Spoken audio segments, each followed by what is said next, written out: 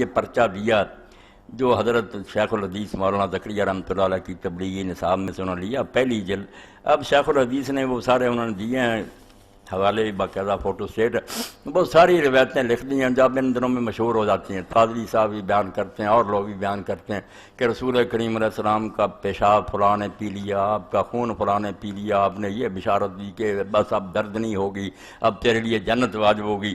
اس کا انہوں نے پوچھا ہے، کچھ سوال بھی کیے ہیں کہ جب قرآن میں آتا خون حرام ہے تو حضور کا خون پھر کیوں لوگ پیتے تھے؟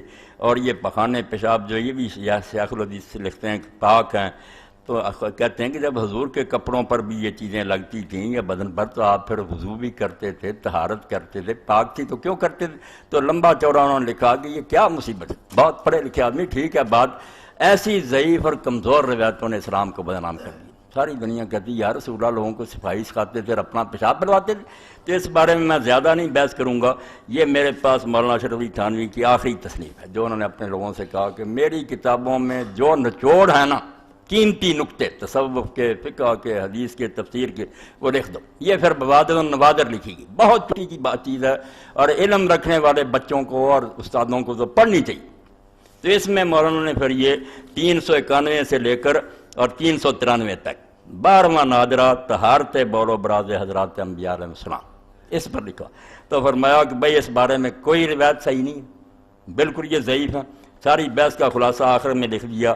پس مسئلہ بالکل منقع ہو گیا کہ طہارت کا دعویٰ بلا دلیل ہے، کہ جو کہتے ہیں انبیاء کی یہ چیزیں پاک تھیں ان کے پاس کوئی دلیل نہیں. وہ ساری روایتوں کو رد کیا کہ کوئی ثابت نہیں، ان میں سب ضعیف ہیں. یہ 3 صفحے میں نے بتا دی. اور دوسری کتاب یہ التلخیص الحبیر فی شرح احادیث رافع الکبیر، یہ حافظ بن حجر اسقلانی کی ہے. انہوں نے لکھی پہلی جلد 30 سے لے کر 31 صفحے تک. یہ جتنی دیں گے نا رسالوں میں کہ ابن زبیر نے پیا پھر سب دے دی، ایک ایک بحث کی ہے کہ یہ راوی جھوٹے ہیں. یہ بھی میں نے حوالہ دے دیا 30 اور 31 صفحے پہلی جلد کے التلخیص الحبیر ابن حجر. اللہ کے رسول کو اللہ نے جو شانیں دی ہیں نا وہ اس کی محتاج نہیں ہے کہ لوگ پیشاب پئیں اور پخانے کھائیں، یہ کوئی چیزیں نہیں، یہ بالکل گھٹیا لوگوں کی باتیں ہیں. اللہ کے رسول کو جو قدر و منزلت ملی ہے، لم یخلق الرحمن مثل محمد وظنی انہ لا یخلق ابدا.